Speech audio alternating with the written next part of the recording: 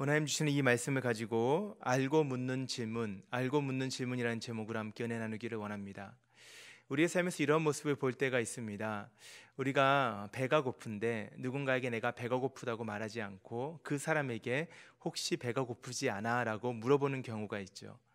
이 질문 가운데 그 사람의 배고픔이 궁금한 것이 아니라 내가 배고프다는 것을 그 사람이 알아주기를 원하는 마음이 담겨 있습니다. 우리가 살아가면서 이런저런 질문을 던질 때 그 질문의 답을 이미 내가 정하고, 그리고 그 질문의 문자 그대로 귀에 들리는 대로 그것이 궁금한 것이 아니라 숨겨진 의미를 담고 있는 경우가 종종 있는 것을 보게 됩니다. 오늘 본문에서 우리는 여러 가지 질문을 읽게 되죠.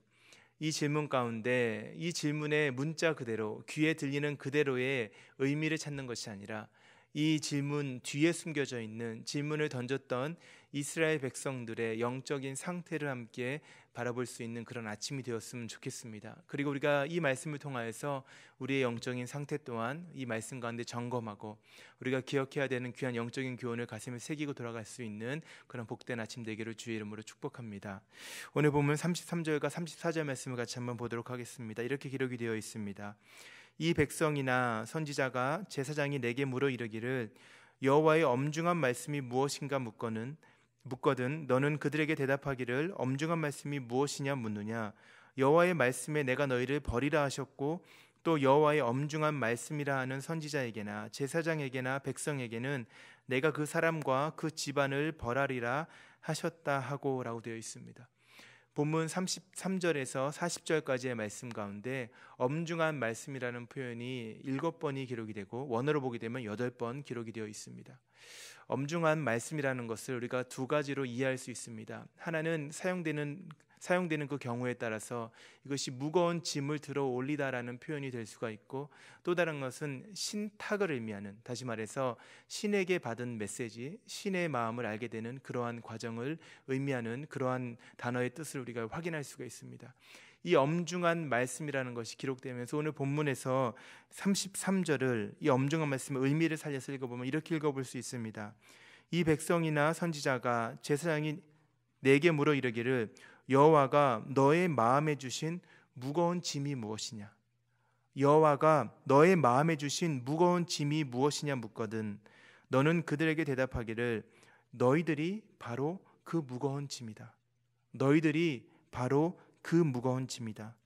이제는 내가 그 짐을 떨쳐 버리리라 하셨다 하라. 이것이 33절에 기록된 말씀을 우리가 해석해 볼 수 있는 방법입니다. 엄중한 말씀을 여기서 예레미야가 반복해서 사용하는 것은 이스라엘 백성이 습관처럼 이야기했던 엄중한 말씀, 하나님의 엄중한 말씀이 무엇이냐, 하나님이 말씀하신 것이 무엇이냐라는 그들의 습관과 같이 고백되었던 이 표현이 실제로는 그들이 하나님을 조롱하고 있고 하나님의 선지자에 대해서 그들이 조롱하고 있는 모습을 담고 있기 때문에 이것을 예레미야가 설명하면서 그들에게 하나님의 심판이 임할 것을 이야기하는 그러한 장면이라고 생각할 수가 있는 것입니다. 이스라엘 백성들은 하나님의 말씀을 그들의 삶 가운데 무거운 짐으로 생각하고 있었습니다. 그렇기 때문에 그 말씀을 전하는 참된 선지자였던 예레미야의 메시지를 들을 때마다 그들은 그 말씀을 듣기가 싫었던 것입니다. 예레미야가 전했던 심판의 메시지를 가슴에 새기지 못하고 그것이 무거운 짐이었기 때문에 그 말씀을 벗어버리기를 원했고, 그래서 그 말씀을 전했던 예레미야 선지자를 핍박하고 미워했던 것입니다. 오늘 본문에서 다시 한 번 더 예레미야가 말하는 것은 무엇입니까? 많은 사람들이 예레미야에게 어떻게 말하는 것입니까? 내가 말했던 그 심판의 메시지가 어디 있느냐? 하나님께서 너희를 통하여서 우리에게 말씀하신다고 하셨던 그 무거운 짐이었던 심판의 메시지가 어디 있느냐? 다시 한번 말해보거라 라고 예레미야를 조롱하듯이 오늘 본문에서 그 모습을 기록하고 있다라는 것입니다. 오늘 본문에서 34절을 보게 되면 여호와의 말씀에 내가 너희를 버리겠다라고 33절 후반절에 보게 되면 여호와의 말씀에 내가 너희를 버리겠다라고 말씀하셨습니다. 하나님의 말씀이 그들에게 짐이 된 것이 아니라 하나님에게 너희들이 짐이다라고 말하는 아주 무서운 표현이죠. 그래서 그 짐을 내가 벗어버리겠다라고 말하는 것입니다. 여기서 버리다라는 것은 원래 나에게 속해 있던 것을 다른 사람에게 양도하다 또는 그것을 땅에 내려놓다라는 의미를 담고 있습니다. 하나님께서 사랑하셨던 이스라엘 백성을 징벌하시겠다라는 아주 무시무시한 메시지가 다시 한번 이 가운데 선포되고 있는 것입니다. 하나님은 이스라엘 백성의 끝없는 죄에도 불구하고 이스라엘 백성을 품고 사랑하기를 원하셨습니다. 그러나 그들이 하나님의 말씀을 듣지 않았고 끝까지 돌아오지 않았을 때에 하나님은 그들을 심판하시겠다라고 오늘도 그들의 귓가에 말씀하고 계시는 것입니다. 이어지는 본문을 같이 보도록 하겠습니다. 본문을 보게 되면 35절 36절 말씀입니다. 너희는 서로 이웃과 형제에게 묻기를 여호와께서 무엇이라 응답하셨으며 여호와께서 무엇이라 말씀하셨느냐 하고, 그들은 끊임없이 물어봅니다. 서로에게 물어봅니다. 하나님이 뭐라고 말씀하셨지? 하나님이 우리에게 뭐라고 말씀하셨지? 이것은 그들이 하나님의 말씀을 듣고자 하는 그러한 마음에서 묻는 질문이 아니라 비꼬는 것입니다.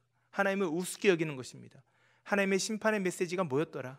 하나님께서 우리에게 무서운 벌을 내준다고 하셨던 그 말씀이 무엇이었더라라고 하면서 아마 그들의 마음 가운데서 하나님의 말씀이 이루어지지 않을 것이라는 하나님의 말씀의 그 무게를 가볍게 여기며 질문하고 있었다라는 것입니다.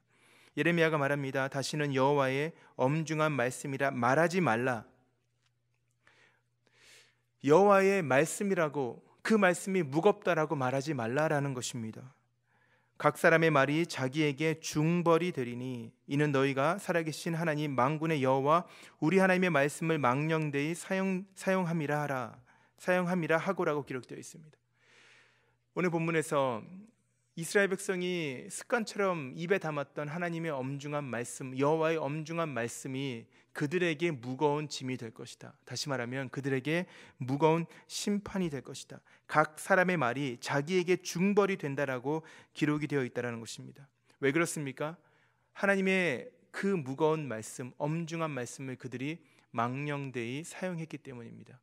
망령되게 사용했다는 것은 원래의 의도와는 정반대로 무언가를 사용할 때, 그때 우리가 말할 수 있는 그러한 단어입니다. 하나님께서 주셨던 그 말씀과는 정반대로 살아갔던 이스라엘 백성의 모습을 예레미야 선지자는 지금 그대로 그들에게 다시 한번 보여주고 있는 것입니다. 이어지는 본문 37절과 40절, 바로 그 앞에 나와 있는 말씀 다시 한번 보기를 원해요. 36절 마지막에 보게 되면 너희는 살아계신 하나님 만군의 여호와라고 되어 있죠. 너희는 살아계신 하나님 만군의 여호와의 말씀을 망령되게 사용했다 되어 있어요. 그들이 만만하게 생각하고 그들이 우습게 여겼던 그 말씀이 누구의 말씀입니까? 살아계시고 그리고 만군의, 우주 만물의 주가 되시고 왕이 되시는 그 하나님의 말씀을 그들이 가볍게 여긴 것입니다. 37절입니다. 너는 또 선지자에게 말하기를 여호와께서 내게 무엇이라 대답하셨으며 여호와께서 무엇이라 말씀하셨느냐. 오늘 본문은 수많은 거짓 선지자들이 활동했던 시대, 예레미야 선지자와는 다르게 수많은 거짓 선지자, 거짓 예언자들에 대한 책망이기도 하고 동시에 그들의 이야기를 듣기 원했던, 참된 하나님의 종인 예레미야의 이야기가 아니라 거짓 선지자들의 이야기에 귀를 기울였던 이스라엘 백성은 하나님의 경고의 메시지죠. 그들이 거짓 선지자에게 뭐라고 말하고 있습니까? 여호와께서 내게 무엇이라 대답하셨으며 여호와께서 무엇이라고 말씀하셨느냐라고 또 물어보고 있는 것입니다. 그들은 하나님의 말씀을 듣고 싶어 하지 않았습니다. 그러나 그들은 습관처럼 하나님의 말씀을 찾았던 사람들이었습니다. 38절입니다. 너희는 여호와의 엄중한 말씀이라 말하도다. 그러므로 여호와께서 이같이 말씀하시되 내가 너희에게 사람을 보내어 너희는 여호와의 엄중한 말씀이라 하지 말라 하였으나, 하나님의 무거운 말씀이라고 말하면서 실제로는 그 말씀을 지키지 않고 듣지 않고 관심도 없으면서 사람들에게 또 선지자에게 찾아가서 하나님이 우리에게 어떤 말씀을 하셨나요? 라고 물어보는 행동을 하지 말라라고 말했음에도 불구하고 그 하나님의 말씀을 망령되이 사용했던 그들의 모습을 이야기하는 것입니다. 엄중한 말씀이라 하지 말라 하였으나 너희가 여호와의 엄중한 말씀이라는 이 말을 하였은즉, 40절 말씀이 하나님의 심판의 모습입니다.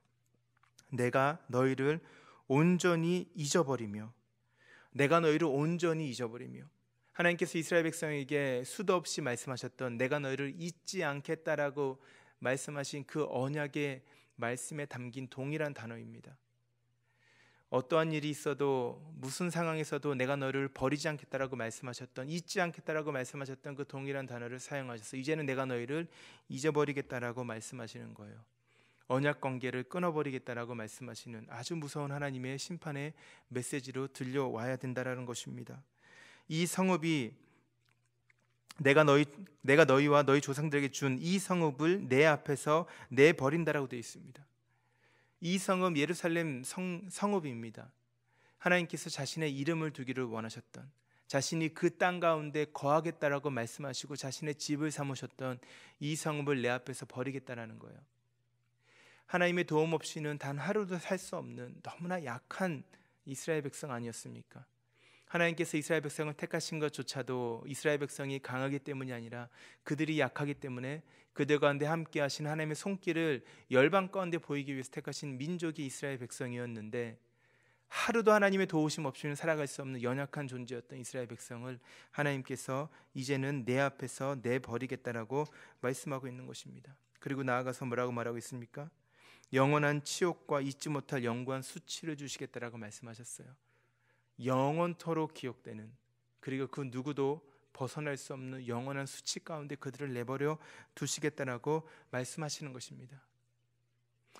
입술로는 하나님의 엄중한 말씀을 찾았지만 그들의 마음과 삶에 있어서 전혀 하나님의 말씀과는 가까이 있지 못했던 이스라엘 백성을 향한 예레미야 선지자의 이 외침이 오늘날 우리에게는 어떻게 들려오고 있습니까?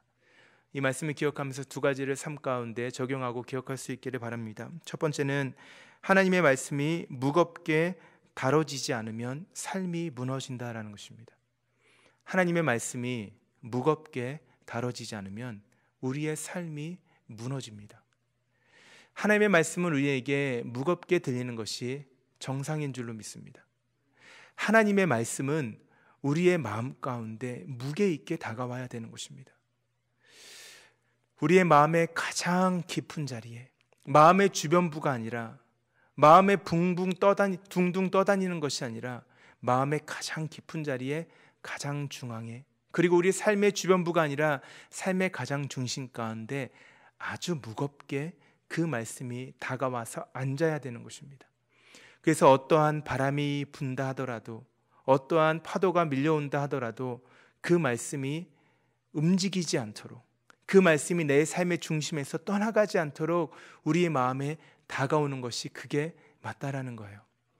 이스라엘 백성들의 삶 가운데는 수많은 말씀들이 있었습니다. 그리고 그들은 그 말씀을 무거운 짐으로 생각했어요. 무거운 짐으로 생각했습니다. 하나님의 심판의 메시지, 하나님의 율법의 메시지들을 그의 삶의 짐으로 생각했기 때문에 그 말씀을 조롱하듯이 우습게 여겼다라는 것입니다. 그리고 그것을 피하기를 원했습니다. 사랑하는 성도 여러분, 우리의 삶 가운데 하나님의 말씀이 가벼운 것이 아닌 무게 있는 말씀으로 다가오기를 주의 이름으로 축복합니다. 하나님의 말씀이 무겁기 때문에 우리의 삶의 중심 가운데 떨어졌을 때 한 구절로도 우리의 인생이 변화되는 것입니다. 그 말씀 한 구절을 가지고 죽는 자가 살아나는 것입니다. 그 말씀 한 구절을 가지고 삶의 방향이 완전히 변화되어서 전과는 다른 삶을 살아갈 수 있는 것입니다. 우리의 마음의 중심 가운데, 삶의 중심 가운데 무게 있는 엄중한 하나님의 말씀이 제대로 떨어지기만 하면 우리의 인생은 그 말씀으로 인하여 새롭게 되는 줄로 믿습니다. 그리고 그 말씀은 그 어떠한 누구도 빼앗아갈 수 없는 우리의 능력이 되는 줄로 믿습니다. 우리 사랑하는 성도 여러분의 삶 가운데 오늘 이 아침에도 여러분의 머릿속에 담겨있는 수많은 하나님의 말씀들, 그리고 여러분의 가슴 가운데 담겨있는 수많은 하나님의 말씀들이 떠다니는 것이 아니라 여러분의 마음의 중앙 가운데, 삶의 중심에, 가정의 중심에 무게 있게 다가올 수 있기를 주의 이름으로 축복합니다. 두 번째로 함께 기억하기 원하는 것은 하나님의 말씀을 편식하는 거짓 신앙인의 모습을 버리라라는 것입니다. 하나님의 말씀을 편식하는 거짓 신앙인의 모습을 버려야 합니다. 예레미야서를 쭉 묵상하다 보면, 그리고 오늘 본문에서 우리가 그들의 마음의 자리를 우리가 살펴보게 되면 왜 그들은 이토록 거짓 선지자, 거짓 예언자를 찾게 되었을까? 거짓 제사장들을 향해서 그들의 삶을 드리며 나아갔을까? 그들의 삶 가운데 편식하는 모습이 있기 때문에 그렇습니다. 달면은 삼키고 쓰면은 뱉겠다라는 것입니다. 그러나 예레미야 선지자는 그들의 삶 가운데 있어서 편식하는 모습을 용납하지 않기를 원했습니다.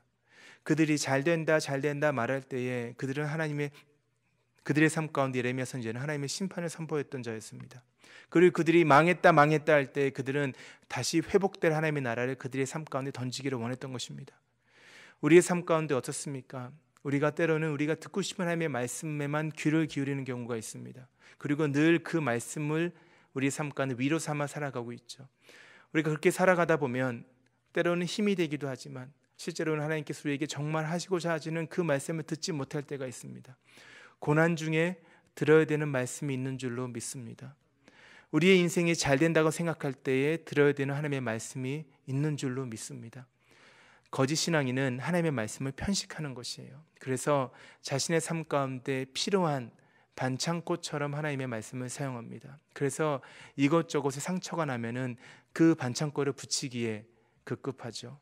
그러나 참된 신앙인은 삶의 상처난 자리마다 하나님의 말씀을 패치 삼아서 붙이는, 반창고를 붙이는 삶이 아니라 그 삶 자체를 하나님의 말씀에 담그는 삶을 살아야 되는 것입니다. 나만 장군이 요단강에 자신의 몸을 전체를 담궜던 것처럼 우리의 삶이 하나님의 말씀에 전체적으로 담가질 수 있는 은혜가 있기를 주의 이름으로 축복합니다.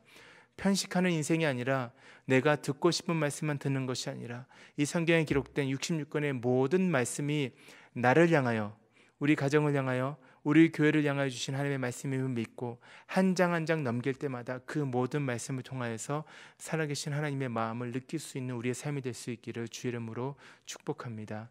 오늘 말씀을 기억하시면서 함께 같이 기도하기를 원합니다.